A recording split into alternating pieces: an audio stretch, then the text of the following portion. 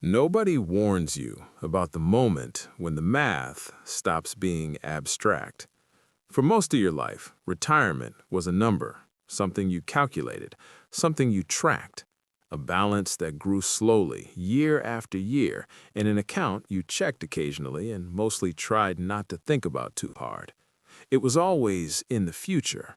And the future, when you're 35 or 42 or even 49, feels like something you still have time to negotiate with.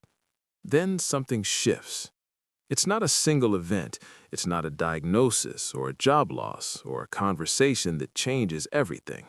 It's quieter than that. It's a Tuesday afternoon when you're sitting somewhere ordinary, a kitchen table, a car, a waiting room, and the future stops feeling like the future. It starts feeling like next year. And the number in the account suddenly doesn't look the way it used to. It looks smaller, not because anything changed, but because you finally understand what it actually has to do. That is the moment this is about.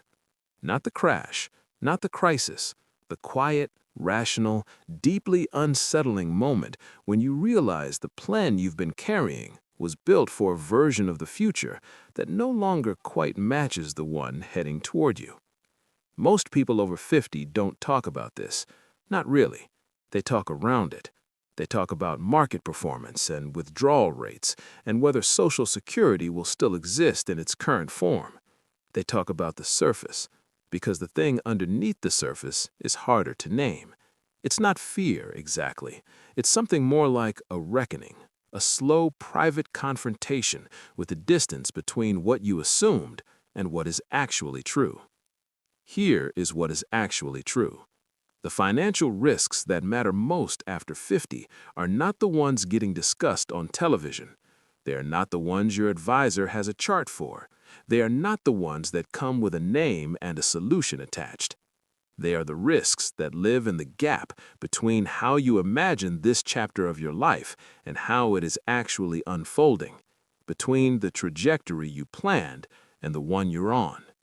And most people don't see them coming, not because they weren't paying attention, but because the risks themselves are disguised as ordinary life. Think about sequence, not in the technical sense, in the human sense. You spend 30 years building, saving, compounding. The account grows, and then you retire, or you're forced out, or your body decides it's done, and you begin to draw from what you've built. And the order of what happens next matters more than almost anything else. A few bad years early in retirement, a market that drops while you're withdrawing, not contributing, can permanently alter the arc of what you have. Not temporarily, permanently. The same dollar amount saved, the same withdrawal rate, can produce vastly different outcomes depending on when the losses arrive. Early losses are catastrophic in a way that late losses are not. And you have no control over when they arrive. None.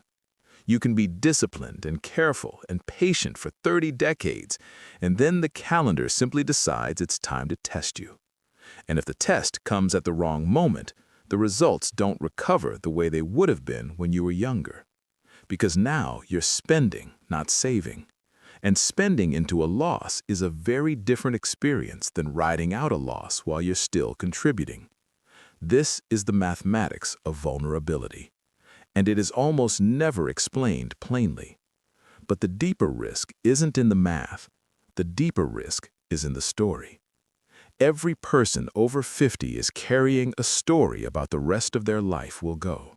When retirement begins, what it looks like, what it costs, what their health allows, what their relationships require.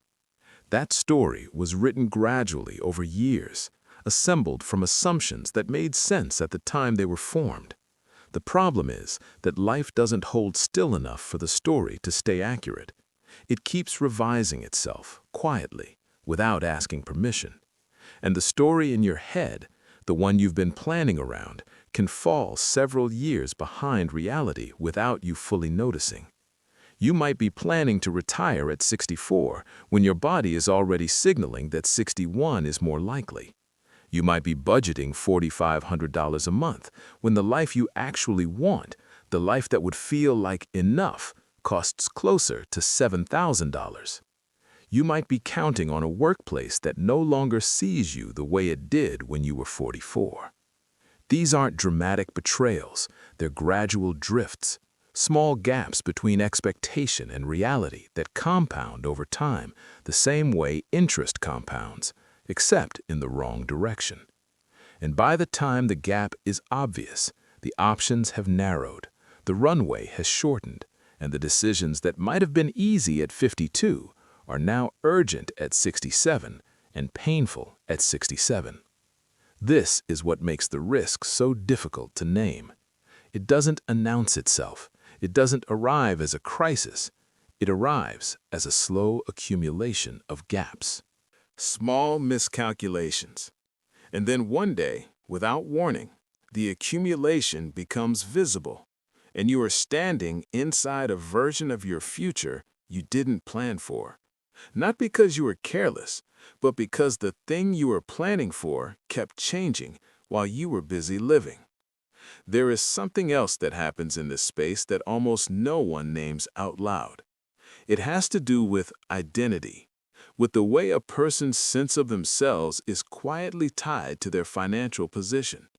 For most of your adult life, the trajectory was upward. More experience, more income, more stability. The arrow pointed forward. And even in the hard years, the difficult stretches, there was always the sense that things were building towards something, that the sacrifices were deposits, that patience would eventually pay. That version of yourself, the one who was building towards something, is deeply familiar. It has been your companion for 30 years. What is less familiar and far more disorienting is the version that comes after. The version that has stopped building and started drawing down. That transition is not just financial, it is psychological, and very few people are prepared for how much it changes the way they see themselves. There is a particular kind of loss that happens in this space. Not the loss of money, though that is real, a deeper loss. The loss of the version of yourself you were going to become. The person who retired with enough, who stopped worrying, who finally, after all of it, got to simply live without the low-grade pressure that has followed you since your 20s. That person existed in your mind. You worked toward them. And somewhere along the way, without a clear moment you can point to, that person became harder to reach. Not impossible, but harder, farther, requiring more than you expected on a timeline shorter than you planned. Most people absorb this quietly. They adjust without naming what they're adjusting to. They downsize and call it simplifying. They defer things, experiences, plans, conversations, and file them under later, even when later is starting to feel like a word they're using to avoid a different word entirely. They keep moving, keep calculating, keep hoping the number will eventually be enough, because the alternative, sitting still long enough to look directly at the gap, feels like something they're not ready to do. And here's the thing about that. The gap doesn't close because you don't look at it. It doesn't shrink because you stay busy. It exists whether you examine it or not. The only difference is that the people who look at it, who let themselves feel the weight of what's actually there rather than what they wished was there, are the ones who can still make choices. Small choices, maybe, imperfect ones, but choices that are grounded in reality rather than the story they've been telling themselves to get through the week. The risk, then, is not only financial, it is existential. It is the risk of spending the most precious years of your life managing an illusion, of optimizing for a retirement that no longer exists, while the actual one, the one that is real and available and yours, waits quietly for you to turn and face it. There is no resolution in this, no step that makes the uncertainty go away. The vulnerability of being 50 or 58 or 64 and knowing that the distance between what you have and what you need might be longer than the time you have to close it is not a problem with a clean solution. It is a condition, a feature of this particular stage of life that no amount of financial planning fully eliminates. What you owe yourself, after everything, is clarity, not certainty, not reassurance, just the willingness to see what is actually there, to stop negotiating with a future that keeps changing and start reckoning honestly with the one that is already in motion. And that reckoning is harder than any financial calculation, because numbers can be adjusted, projections can be revised, but the time you've already spent planning for something that wasn't quite real, the energy you gave to a version of the future that kept drifting just out of reach, that cannot be returned. It was spent, quietly, in small increments, in the space between what you assumed and what was true. That is the cost that never appears on any statement, the one that has no account number, no balance, no way to measure it until you're already on the other side of it, looking back at the years when you still had choices you didn't know you were making. Because the risk no one mentions after 50 is not a number. It is the possibility that you will reach the end of your working life having planned carefully, saved diligently, and still arrived somewhere you didn't intend.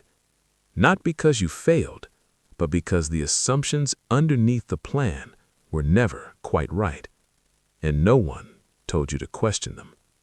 No one sat across from you. What if I came to you when you were 47 and said, "The story you're building this plan on, have you looked at it lately? Is it still accurate? Does it still match the life that's actually in front of you?" Those conversations almost never happen because they require a kind of honesty that is uncomfortable to offer and even more uncomfortable to receive. It is easier to run the numbers again, to look at the chart, to talk about allocation and withdrawal rates and the projected performance of a balanced portfolio over the next 15 years. Those conversations feel productive. They feel like progress. But sometimes they are a way of staying in motion without actually confronting the thing that needs confronting. And by the time it becomes impossible to avoid, there is less time to respond than you needed. That possibility is real. It lives inside a lot of lives that look from the outside like they're going fine. And the question it leaves behind, the one that doesn't dissolve no matter how long you sit with it, is simply this: if the plan you're carrying right now turned out to be wrong, would you know it yet?